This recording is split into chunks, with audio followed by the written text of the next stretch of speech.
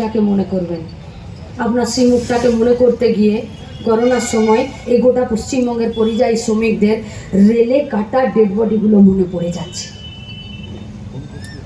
আপনার সেই মুখটা মনে করতে গেলে সন্দেশখালিতে সারা রাত তৃণমূল পার্টি অফিসে মেয়েদের শরীরগুলো যারা শিবু উত্তম শাহজাহানরা নুচে খেলো সেই মেয়েগুলোর মুখগুলো মনে পড়ে যাচ্ছে। আপনার সেই মুখটা মনে করতে গেলে আপনার সঙ্গে 20 বছর ঘর করে যাওয়া শুভেন্দু অধিকারীর মুখটা মনে পড়ে যাচ্ছে। আপনার মুখটা মনে করতে গেলে বাবুল সুপ্রিয় যে এতদিন বিজেপিতে ছিল এখন আপনার সঙ্গে ঝালমুড়ি খাচ্ছে তার মুখটা মনে পড়ে যাচ্ছে। আপনার মুখটা মনে করতে গেলে যে কীর্তি আজাদকে আপনি ভোটে জিতিয়ে পাঠিয়েছেন তার আমরা মনুষ্যত্বের কাছে প্রশ্ন করছি কোন অঞ্চলে আপনি আপনার অসুস্থ স্ত্রীকে দুর্গাপুরের রাস্তায় নামিয়ে দিয়ে ভোট ভিক্ষে করছেন? কি চাইছেন? সিম্পেথির ভোট? পেপারে টিভিতে বলেছে 5 দিন রোদে বেরোবেন না। সকাল থেকে একটি মেডিকেল কেসে এক জায়গায় ছিলাম, সেখানে একজন বয়স্ক ইসকোর রিটায়ার্ড এমপ্লয়ি এসেছিলেন এবং তাকে নিয়ে যে টোটোওয়ালাটা তারও বয়স কম করে 60 বছর, তাকে বললাম যে জেঠু 5 দিন এখন রোদে বেরোবেন না, বিকেল 5টার পর বেরোবেন। টোটোওয়ালাটা বলছে ও তোমার জেঠু বলে মীনাক্ষী বললে যে 5 দিন রোদে বেরোবে না, আমার 5 দিনের ভাতের গ্যারেন্টি তুমি নেবে? রোদ বড় না, বাড়িতে বসে থাকলে আমার মেয়ে বউ নাতি নাতনি খিদে চোটে কান্নার আতঙ্কটা বেশি। আজকে সেই আতঙ্ক আমাদেরকে ঠিক করে দিচ্ছে।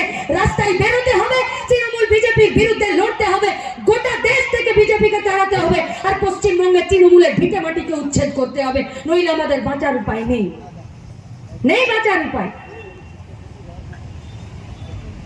रास्ता नाली घर कपड़ा मकान है वोट का मुद्दा है, কিন্তু এখানকার রাষ্ট্রায়ত্ত কারখানাগুলো না বাঁচলে ভাত কাপড় মাথার ছাদের কথা হবে না, জায়গা আসবে না। এই গোটা দুর্গাপুরকে বাঁচাতে গেলে আপনাদের কাছে আমাদের আবেদন, যারা আজকে শুধু সমাবেশের জন্য এসেছেন তাদের কাছে আমাদের আবেদন, যদি আমার কথা আপনার জীবনের অভিজ্ঞতার সাথে মিশছে, যদি আমার কথা আপনার জীবনের অভিজ্ঞতার সাথে মিশছে, আপনি চান বা না চান আপনাকে লাল ঝান্ডা কাঁধে নিয়ে দবে আওয়াজ से भी बोलना पड़ेगा इनकलाब जिंदाबाद, আর রাস্তায় নামতে হবে। আর আমাদের কর্মীদের কাছে खुद का इंतजाम होता, लेकिन आज 80 करोड़ जनता का मुंह से आप निवाला छीन कर इस बार फिर से आप लोग चुनावी वादा ये सब कर रहे हैं कि आज এই পরে 5 বছরে আপনারা 80 কোটি জনগণকে 5 কিলো চাল দিত। আমার বাপও সকালবেলাতে যখন আমি ছোট ছিলাম সকালে ঘুম থেকে উঠাতো, উঠিয়ে আমাকে টিউশন পাঠাতো, স্কুলে পাঠাতো, পকেটে 2 টাকা ভরে দিত বাসের ভাড়া, তখন 2 টাকাতেই বাসের ভাড়া হয়ে যেত। দুর্গাপুরের যে দুটো বিধানসভা আজকে সুকৃতি ঘোষালে এই লোকসভার আন্ডারে পড়ে, সেখানে তো ছিল 2 এমপি, সেই এমপি দুটোর খবর এমএলএ, সেই এমএলএ দুটোর খবর কোথায়? কোথায় লেবার কমিশন? দুর্গাপুর কর্পোরেশনের আন্ডারে দুর্গাপুরের এই দুটো বিধানসভার আন্ডারে কোথায় গেল পলিউশন ডিপার্টমেন্ট গুলো? যে স্পঞ্জ আয়রন কারখানাগুলো চলছে, যেখানে সেই মেশিনগুলোকে লাগানোর কথা, যে মেশিনগুলো চলছে না বলে পলিউশন অফিসাররা রাস্তায় রাস্তায় ঘুরে বেড়াচ্ছেন আর ঢুকছেন কারখানার মালিকের সাথে, ঠান্ডা ঘরে বসে চা খাচ্ছেন আর একটা ছবি তুলে বাড়ি নিয়ে চলে যাচ্ছেন। দুর্গাপুরের মানুষ কালি ধোঁয়া খাচ্ছে, কিন্তু আমাদের বাড়ির ছেলে মেয়েদের চাকরি হচ্ছে না। না, আমরা এতটা অপদার্থ আর গন্ড মূর্খের মতো কথা বলবো না যে স্থানীয় বেকারদের স্থানীয় কারখানায় কাজ দাও। আমরা তার সাথে একটা লাইন যুক্ত করতে চাইছি, স্থানীয় বেকারদেরকে সঠিক ক্রাইটেরিয়ার মাধ্যমে স্থানীয় কারখানাতে কাজ দিতে হবে।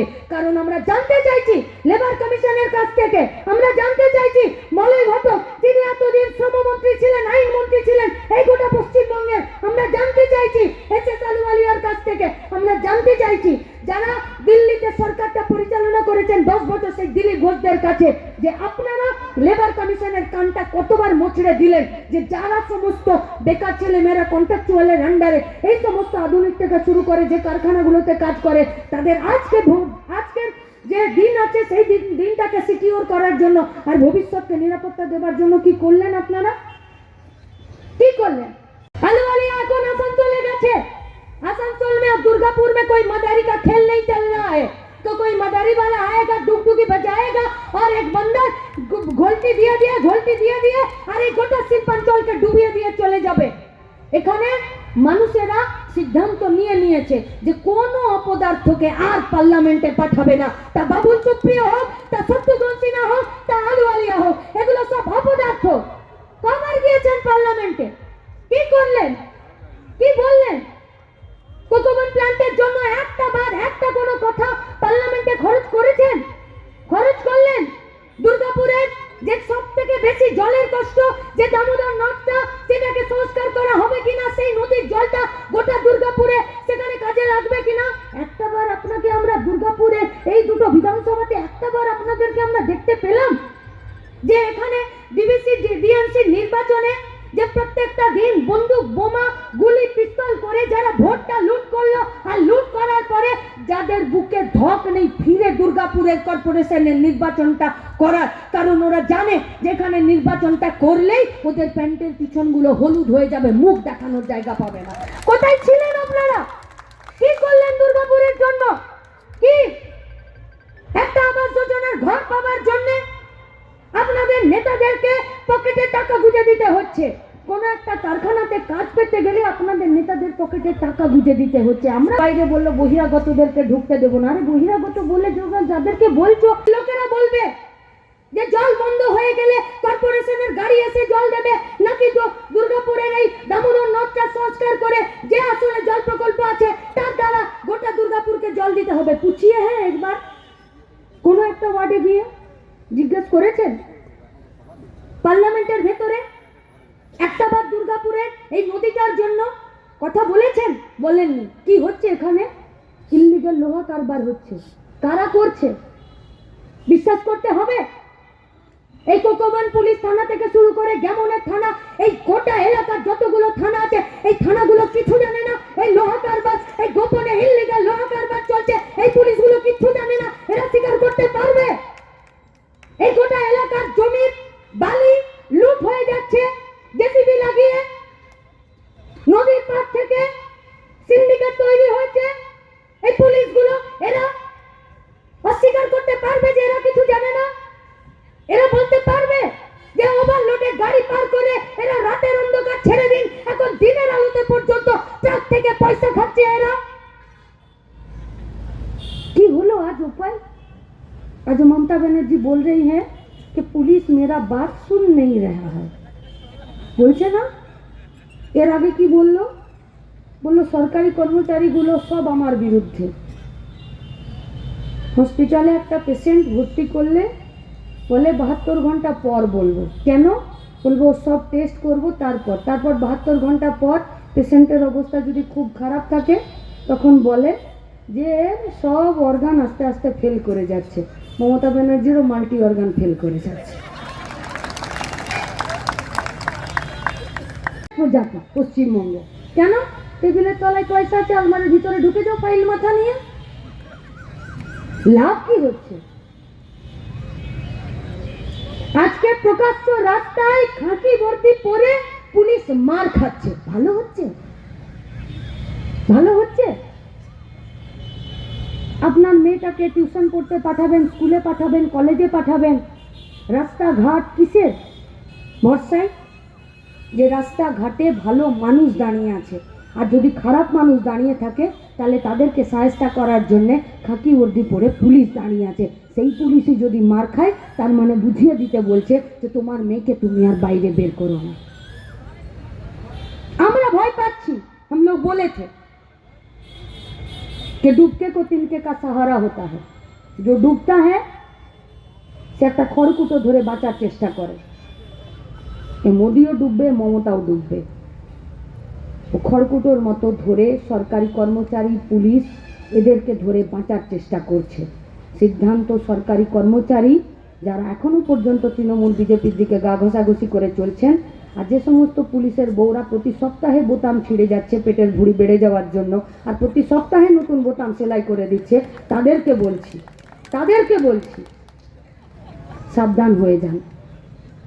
আপনারা যদি আশঙ্কাজনক অবস্থায় থাকেন এ সমাজ ভালো জায়গায় থাকবে না। থাকবে না ভালো জায়গায়।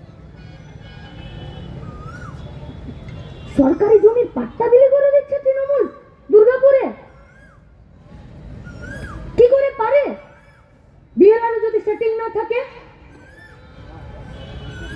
কি করে পারে একটা সরকার দুর্নীতি করতে? যদি পুলিশ প্রশাসন মন্ত্রী যুক্ত না থাকে, তাদের কাছে পৌঁছাতে হবে খুব ধৈর্য সহকারে। প্রত্যেকটা বাড়িতে আমাদের মহিলা কর্মীদেরকে পৌঁছাতে হবে আমাদের কথা খুব স্পষ্টভাবে এবং সোজাসুজি সহজ ভাষায় কথা বলতে হবে। কথা বলতে হবে দেশ বাঁচানোর। হ্যাঁ, আমরা তো চাইছি এরকমই একটা দেশ হোক, যে সামনে রামনবমী হোক, এদিকে সিপিএম বাম কংগ্রেসের মিটিং হোক, কারণ এইটাই দেশের সংবিধান। যে সংবিধান ওদেরকেও অধিকার দেয় নিজেদের ধর্মাচরণ পালন করার, যে সংবিধান আমাদেরকেও অধিকার দেয় আমাদের পলিটিক্যাল কথা বলার। কিন্তু আজকে এসএস আলুওয়ালিয়া, কীর্তি আজাদ, দিলীপ ঘোষ, এরা আজকে প্রত্যেকে এরা প্রতিজ্ঞা নিয়েছে যে এই দেশের সংবিধানটাকেই পাল্টে দিতে হবে, এটাকে বিসর্জন দিতে হবে। তাই আমরা এই সংবিধানকে বাঁচানোর জন্য এই লড়াইয়ে আছি। সুকৃতি ঘোষাল কোনো ব্যক্তি নন। সুকৃতি ঘোষাল বাম কংগ্রেসের মানুষের দাবিতে, গরিব খেটে খাওয়া মেহনতি মানুষের দাবিতে, গোটা দুর্গাপুর, গোটা পশ্চিম বর্ধমান জেলাকে বাঁচানোর দাবিতে এখন কাস্তে হাতুড়ি তারা হাতে নিয়ে একজন সৈনিক, যিনি পার্লামেন্টের ভিতরে লড়াইটা করবেন। কেন? क्योंकि आलूवालिया जी अभी तक मिसिंग थे।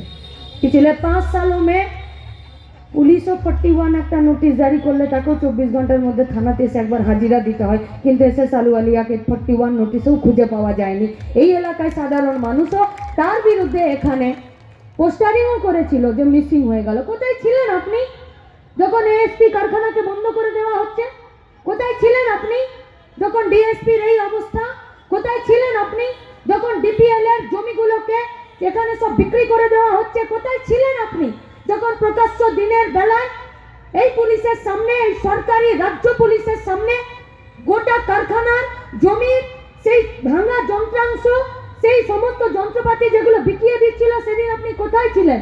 কোথায় ছিলেন আপনি যখন এখানে গোটা এলাকার জমিগুলোকে বিএলআরওরা আজকে যার জমি তার নাম থেকে বাদ দিয়ে অন্যদের হাতে তুলে দিচ্ছিল? কোথায় ছিলেন আপনি? কোথায় ছিলেন আপনি যখন কন্ট্রাকচুয়াল লেবারদের, পার্মানেন্ট লেবারের যদি যে কর্মচারী তার যদি বেতন 30,000 40,000 হয়, আর এই ছেলে মেয়েগুলোকে যারা 10,000 টাকাতে কাজ করাতে বাধ্য করছিল, আপনি কোথায় ছিলেন? কোথায় ছিলেন আপনি পার্লামেন্টে যখন সমকোট বিলের নামে 8 ঘন্টার ডিউটিটাকে 12 ঘন্টার করে দিচ্ছিল? আপনি কোথায় ছিলেন? আপনি কোথায় ছিলেন যখন আজও আপনার দলের যে সমস্ত মুখপাত্ররা টিভিতে বসে থেকে বলে যেটা হিন্দু রাষ্ট্র, সেদিন আপনার মুখে কেন একটা বুলি ঝরে না এই দুর্গাপুরের রাস্তায় যে আমার প্রার্থীরা, আমার মুখপাত্ররা যে কথা বলছে সেটা ভুল, কারণ এই দেশটা হিন্দু রাষ্ট্র নয়, এই দেশটা একটা সেকুলার রাষ্ট্র? তাহলে কি আপনার গোপন এবং হিডেন এজেন্ডা হলো গোটা দুর্গাপুরের শিল্পাঞ্চলকে বিকিয়ে দিয়ে, নষ্ট করে দিয়ে এই গোটা রাজ্যটাকে, গোটা দেশটাকে সস্তায় লেবার সাপ্লাইয়ের একটা জায়গা করে দিতে? কি চেয়েছেন আপনারা? কি করলেন? ওই একজনকে মেদিনীপুর থেকে তাড়িয়ে দিয়েছে, এখানে চলে এসছেন গরুর দুধের সোনা খুঁজতে। এখানে দুর্গাপুরের গরুর দুধের সোনা পাওয়া যায় না। পড়ছি কিনা ভালো করে দেখতো। মেলা হলে, পুজো হলে হাতে 10টা টাকা দিয়ে বলতো যে যা মায়ের সঙ্গে, পিসির সঙ্গে, বন্ধুদের সঙ্গে একটু মেলা ঘুরে আয়। কোনো আত্মীয়ের বাড়িতে, কোনো বিয়ে বাড়িতে গেলে বাবার কাছে আবদার করলে বাবা দুটো জামাও কিনে দিত। কখনো কখনো মা বাবারাও জিজ্ঞেস করতো বাবাকে যে এত বেশি মেয়েকে কেন প্রশ্রয় দিচ্ছ, এত বেশি? তখন বাবা বলতো যে ওকে নিজের মতো একটু বড় হতে দাও, আজ ওকে দিচ্ছি, যেদিন ও নিজের পায়ে দাঁড়িয়ে যাবে সেদিন ওকে আর আমাকে দিতে হবে না, ও আমাকে দেবে, ও আমাকে দেখবে। দেশের সরকারের কাজই তাই, গোটা জনগণকে নিজের পায়ে দাঁড় করানোর জন্য একটা চেষ্টা করা। তুমি আজ 10 বছর আগে বললে যে বেকারের ছেলে মেয়েদেরকে চাকরি দেবে 2 কোটি, আর আজকে তুমি বলছো 80 কোটিকে তুমি চাল দেবে। किस ओर जा रहे हैं हम लोग? কোন দিকে যাচ্ছি? জবাব দিতে হবে না বাবুল সুপ্রিয়? এই গোটা এলাকার তিনি একজন মন্ত্রী ছিলেন এই পশ্চিম বর্ধমান জেলার। হ্যাঁ, আসানসোল লোকসভা তিনি এমপি ছিলেন, কিন্তু তাকে জবাব দিতে হবে না? पहले आप थे भारी उद्योग मंत्री, उसके बाद आप हो गए लघु उद्योग मंत्री। ওই চিত্তরঞ্জনের রেল ইঞ্জিন কারখানার থেকে শুরু করে বিওজিএল, এইচএফসি, এমএমসি পর্যন্ত, এএসপি, ডিএসপি, ডিপিএল, এই বিসিএল, এই সমস্ত কারখানাগুলোর জবাব তো আপনাদেরকে দিতে হবে। আপনি তো পারছেন না জবাব দিতে, কি বলবেন আপনি? তাই কখনো কোনো ভগবানের নাম করে, তাই কখনো কোনো সামনের ভাতাকে নাম করে আপনারা ভোটে নামছেন। এটা দেশের ভবিষ্যৎ। আরে ফোনেও 5G চলে এলো, আর আপনি তো 1G থেকে আরো পিছনে চলে যাচ্ছেন টিপটপ ফোনে। এগিয়ে যাব না পিছিয়ে যাব? কি কি করব কি আমরা? এক একটা কারখানায় যান, গায়ে গতরে খাটান, যে লেবারদের প্রয়োজন হতো সেখানে মেশিন বসছে, আপনি মেশিনের বিরোধিতা করতে পারবেন? না, পারবেন না। আর্টিফিশিয়াল ইন্টেলিজেন্স আসছে, মেশিনে কাজ হবে। গ্রামের 100 দিনের কাজে পর্যন্ত মেশিন লাগিয়ে দিচ্ছে। তাহলে গোটা দুর্গাপুর, গোটা পশ্চিম বর্ধমান, গোটা পশ্চিমবঙ্গের বেকার ছেলে মেয়েদেরকে আপনি যদি ট্রেনিং না দেন মেশিন চালানোর, আপনি যদি তাকে কারিগরি দপ্তরে, আপনি যদি তার দপ্তরের মাধ্যমে তাকে যদি আপ টু ডেট না করেন, তাকে যদি যোগ্য না করেন, তাহলে সে কি আগামী দিনে এই সব কারখানাগুলোতে নিজের কাজটা জুটিয়ে রাখতে পারবে? ছিল তো labour welfare scheme Modi ji का आने से पहले कि कारखाना में जो भी कॉन्ट्रेक्चुअल लेबर काम करते थे, যে সমস্ত অস্থায়ী কর্মীরা কাজ করত, যার বেতন 10,000 টাকা, যার পিএফ আছে, ইএসআই আছে, নেই কি নেই তার কোনো ঠিক নেই, এই গোটা দেশের মধ্যে লেবার ওয়েলফেয়ার স্কিম ছিল। যে ওয়েলফেয়ার স্কিমে সে তার বেতন পাচ্ছে কিনা, ছুটি পাচ্ছে কিনা, তার উপরে শোষণ হচ্ছে কিনা, তার ভবিষ্যৎটা দেখা হবে কিনা, তার জন্য যে ওয়েলফেয়ার স্কিমগুলো ছিল, ওয়েলফেয়ার যে স্কিমগুলো, সেই স্কিমগুলো তো আপনি এসে বন্ধ করে দিলেন। আজকে এসএস আলওয়ালিয়া থেকে দিলীপ ঘোষ পর্যন্ত আপনারা এই প্রশ্নের থেকে, এই কথা থেকে নিজেদের মুখ ফেরাতে পারবেন? পারবেন? पूछिए। जो लोग आ रहा है वोट मांगने के लिए बीजेपी की तरफ से, तृणमूल की तरफ से, कि গোটা দেশ জুড়ে যে লেবার ওয়েলফেয়ার স্কিমগুলো ছিল, সেই স্কিমগুলো আজকে কর্পূরের মতন হাওয়া কেন হয়ে গেল? কে দেখবে কন্ট্রাকচুয়াল লেবারদেরকে? হয়তো প্রতিদিন খবরের কাগজে বেরোচ্ছে তপ্ত লোহা শ্রমিকের গায়ে পড়ে যাচ্ছে, শ্রমিক মরে যাচ্ছে। সেটা যদি কোনো পার্মানেন্ট লেবার হয়, পার্মানেন্ট যদি সে কোনো শ্রমিক হয়, তবু তো তার একটা হিল্লে আছে। যদি একটা কোনো অন্য অস্থায়ী লেবার, একটা যদি কন্ট্রাকচুয়াল লেবার হয়, কারখানার মালিক তার দায়িত্ব নেবে, তার বাড়ির অন্যজনকে চাকরি দিতে হবে? পারবে? কেন লড়তে হচ্ছে প্রত্যেকদিন শ্রমিক ইউনিয়নগুলোতে? কারা লড়ছে বাঘের বাচ্চার মতন, আর কারা মালিকের সঙ্গে দালালি করে শ্রমিকের প্রাপ্যটা মেরে নিচ্ছে? খুঁজে দেখতে হবে না? ভোট তো টিভির পর্দায় হবে না, ভোট তো খবরের কাগজে হবে না। আচ্ছা ছেড়ে দিন, লেবার ওয়েলফেয়ার স্কিমগুলোকে বন্ধ করে দিলেন। আরে লেবার ওয়েলফেয়ার স্কিমগুলোকে চালানোর জন্য তো পিঠে একটা ল্যাপটপ, কানে একটা ওয়াকি টকি আর একটা মোটরসাইকেল নিয়ে এই কারখানার গেটগুলোতে লেবার ওয়েলফেয়ার স্কিম থেকে কয়েকটা ছেলে সেই কাজগুলোকে করে নিয়ে কম্পিউটার ল্যাপটপে সেই লেবারের নামটাকে অন্তর্ভুক্ত করে নিয়ে লেবার কমিশনের সাথে দিল্লির পার্লামেন্ট পর্যন্ত আর এই রাজ্য সরকারের সাথে একটা লিয়াজো মেনটেন করে সেই শ্রমিকের ভবিষ্যৎটা সুরক্ষিত করছিল। আপনি তো স্কিমটা বন্ধ করে দিয়ে সেই ছেলেগুলোর তো কাজটা খেয়ে নিলেন। মধ্যে দিয়ে বন্ধ করে দেওয়া হচ্ছে। আমাদের ইউনিয়ন অফিস আক্রমণ করা হয়েছিল, আমাদের ইউনিয়নের সেক্রেটারিকে লাল ঝান্ডা খুলতে বাধ্য করা হয়েছিল। আমরা বললাম এত কিছু তো করলেন, কিন্তু কোকোভ্যান প্ল্যান্টকে কি বন্ধ করতে পারলেন? খুলে রাখতে পারলেন? আমরা সেদিন হচ্ছে লাস্ট ব্যাটারি কুলিং ডাউনের পর যে কথা বলে এসেছি, মমতা ব্যানার্জি নিজেই প্রমাণ করেছেন ক্যাবিনেটের মিটিংয়ে সিদ্ধান্ত করে যে কোকোভ্যান প্ল্যান্টকে চিরতরে বন্ধ করে দেওয়া হলো। আমি বলি তৃণমূলের নেতারা, তারা তো দিনে প্রতি বছর বছর পরিবর্তন হয়, এক একজন ইউনিয়নের দায়িত্ব থাকে, ফলে কাকে ধরবো আর কার কাছে জিজ্ঞাসা করব? নালে রাস্তায় দাঁড় করিয়ে জিজ্ঞাসা করতাম যে তোমরা সেদিন আমাদের ইউনিয়ন অফিস আক্রমণ করেছিলে কেন, যখন আমরা বলেছিলাম যে কোকোভ্যান প্ল্যান্ট কুলিং ডাউন করার মধ্যে দিয়ে ডিপিএল এর সারে সর্বনাশ করে দেওয়া হচ্ছে। দুর্গাপুর কেমিক্যাল লিমিটেড মমতা ব্যানার্জির সরকারের কারখানা, দুর্গাপুর কেমিক্যাল লিমিটেড সম্পর্কে উৎপাদন বন্ধ করে দেওয়ার সিদ্ধান্ত ক্যাবিনেটে হয়েছে। গত 2 বছর 3 বছর ধরে তার উৎপাদন বন্ধ আছে। কে জবাব দেবে? মনে হচ্ছে যে মোদি এবং মমতার মধ্যে কোনো পার্থক্য আছে? ওদের হচ্ছে নেতাদের মধ্যেও পার্থক্য নেই, ওদের নীতির মধ্যেও পার্থক্য নেই। অর্জুন সিং কোন দলে আছে? মুকুল রায়কে যদি এখন জিজ্ঞাসা করা হয় তো আরও মাথা পাগল হয়ে যাবে। সে বলেছিল না অনুব্রতকে পাশে রেখে, যাহাই তৃণমূল যাহাই বিজেপি। এখন অর্জুন সিং ঢুকলে তাকে আগে জিজ্ঞাসা করে পাড়ার লোকেরা, দাদা আজ আপ কোন পার্টি মে হ্যাঁ? সকালে যদি বেরোয় ওকে হচ্ছে ঘরের ড্রাইভার আগে জিজ্ঞাসা করে যে দাদা কোন সে অফিস में जाएंगे তৃণমূল কা অফিস में जाए या बीजेपी का ऑफिस में जाए। এই তো হচ্ছে তৃণমূলের নেতা আর হচ্ছে বিজেপির নেতা। নীতির পার্থক্য নেই, নেতার পার্থক্য নেই। বলছে গ্যারেন্টিতে মহিলাদের সম্মান, মহিলাদের সম্মান নরেন্দ্র মোদীর মুখে মানা, সন্দেশখালীর কথা বিজেপির মুখে মানা। কে ছিল বেটি বাঁচাও এই স্লোগানের ব্র্যান্ড অ্যাম্বাসেডর? তার নাম ছিল হচ্ছে সাক্ষী মালিক। এই সাক্ষী মালিক আমাদের দেশের জন্য যখন সম্মান অর্জন করে নিয়ে এলেন, নিয়ে আসার পর সে অভিযোগ করলেন বিজেপির সাংসদ ব্রিজভূষণ তাকে হচ্ছে শারীরিক হেনস্থা করেছে, লাঞ্ছনা করেছে। আমি আর অন্যান্য শব্দ এই ভরা মিটিংয়ে ব্যবহার করলাম না। আমি বলছি সেই সাক্ষী মালিক যে বেটি বাঁচাওয়ের ব্র্যান্ড অ্যাম্বাসেডর ছিল, আপনি সেই ব্র্যান্ড অ্যাম্বাসেডরকে বাঁচাতে পারেন না, আর আপনি হচ্ছে পাতা জোড়া বিজ্ঞাপনে বলছেন ভারতবর্ষের নারীদের সম্মান দেবেন। আপনাদের লজ্জা করে না? লজ্জা করে না আপনাদের? আপনারা কি বলেছিলেন কৃষকদের জন্য আপনারা ন্যূনতম সহায়ক মূল্য দেবেন? কত কৃষক আত্মহত্যা করেছে? গত মোদী সরকার আসার পর আমাদের হচ্ছে 1 লাখের উপর কৃষক আমাদের গোটা ভারতবর্ষে আত্মহত্যা করেছে। 1 লক্ষের উপর কৃষক ভারতবর্ষে আত্মহত্যা করেছে। আমি বলছি যে আমরা এই সংখ্যাগুলো দিলে আপনারা হয়তো বুঝবেন না। এই হালবিলের ছেলেরা যারা সিনেমা দেখে, অনেক মহিলারাও সিনেমা দেখেন, এই যে শাহরুখ খানের যে সিনেমাটা প্রত্যেক সিনেমায় হিট করে, আমিও ফ্যান ওর খুব, জওয়ান সিনেমাটা, জওয়ান সিনেমায় সেই দৃশ্যটা মনে আছে? সেই শিল্পী যাকে দেখলে হচ্ছে আমরা কমেডিয়ান রোলই করে সাধারণত, তার মেয়ে হচ্ছে পরীক্ষা দিতে যাবে গ্রামের স্কুল।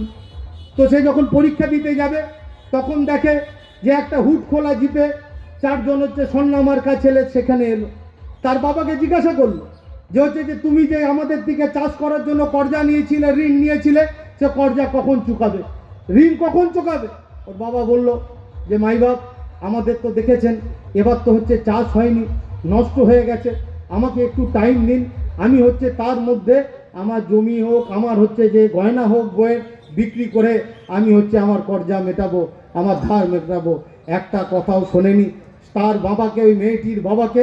আমার কথা বলছি না, শাহরুখ খানের অভিনীত জওয়ান সিনেমার একটা হচ্ছে খণ্ডচিত্রের কথা আপনাদের কাছে আমি বলছি। তার বাবাকে নৃশংসভাবে মারা হলো। মেয়েটির সামনে পরীক্ষা দিতে যাবে, মেয়েটির মা তার বাবার উপর আশ্রয় পড়লো যাতে হচ্ছে যে তার গায়ে আঁচড় না পড়ে বেশি। মায়ের শাড়ি ধরে টান দিল মেয়েটির সামনে। মেয়েটি কাঁদতে কাঁদতে ওর বাবাকে বলছে, ওই জওয়ান সিনেমায় দেখছি, যাকে দেখে আমাদের হচ্ছে হাসি পেত, যে সিনেমার অভিনেতাকে দেখে, সে যে এরকম একটা জায়গায় আমাদের চোখের জলে আমাদের হচ্ছে সিনেমা হলকে ভাসিয়ে দেবে আমরা বুঝতে পারিনি। ওর মেয়ে যখন বাবাকে জিজ্ঞাসা করছে, বলছে যে বাবা আমি আজকে পরীক্ষা দিতে যাব না, তোমাকে ওরা আরও মারবে।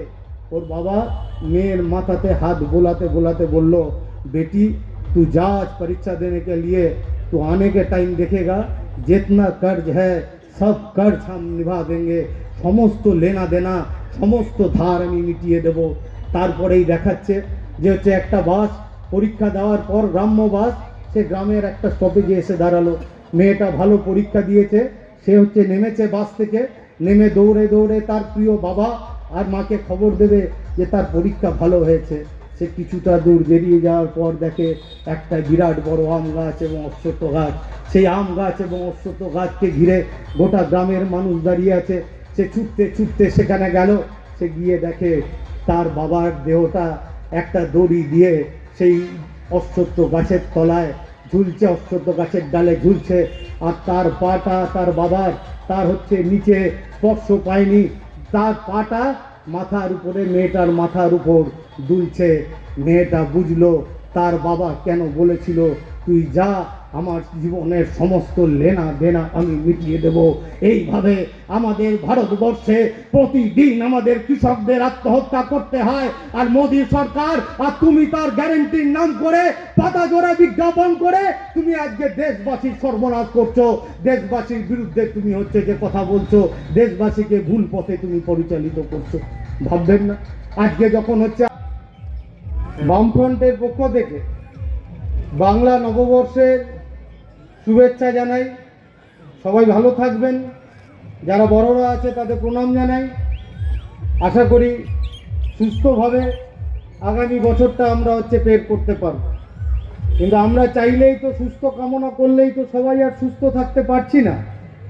তো কঠিন সময়, সুস্থ থাকতে গেলে ওষুধ খেতে হয়।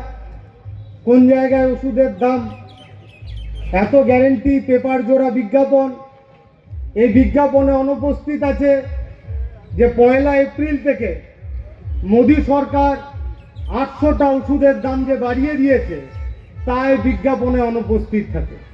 তাহলে আমরা যদি সুস্থ থাকার কথা বললেই হচ্ছে সুস্থ থাকতে পারবেন না। আমি এই কথাটা অনেক জায়গাতেই বলি যে আমার যেহেতু এমএমসিতেই হচ্ছে বাস, এমএমসিতে বাস মানে এমএমসিতে জন্ম এবং বেড়ে ওঠা, এখন বিধাননগরে থাকি। আমি জানি এমন বেশ কিছু মানুষ যারা বাবার সাথে কাজ করতেন, তারা যে অল্প কিছু টাকা পেয়েছিলেন, যা এমআইএসে রেখেছিলেন, তখন 1 লাখ টাকা এমআইএসে রাখলে 1150 টাকার মতো কাছাকাছি, কিছুটা কম, তারা হচ্ছে ইন্টারেস্ট পেতেন। আর এখন 1 লাখ টাকার সেই ইন্টারেস্ট নেমে এসেছে পোস্ট অফিসে 615, 620 টাকা, অন্য ব্যাংকে 560, 570 টাকা। ওষুধ কিনবেন না চাল কিনবেন, ডাল কিনবেন না কেরোসিন কিনবেন, মোদির পাতা জোড়া বিজ্ঞাপনে তা অনুপস্থিত আছে। আমরা প্রত্যাশা করেছিলাম উনি যে গ্যারেন্টি দিয়েছেন, এই গ্যারেন্টিতে নিশ্চিতভাবে স্মৃতি ইরানির ছবি থাকবে, যিনি বলেছিলেন যে জিনিসপত্রের দাম বেড়েছে,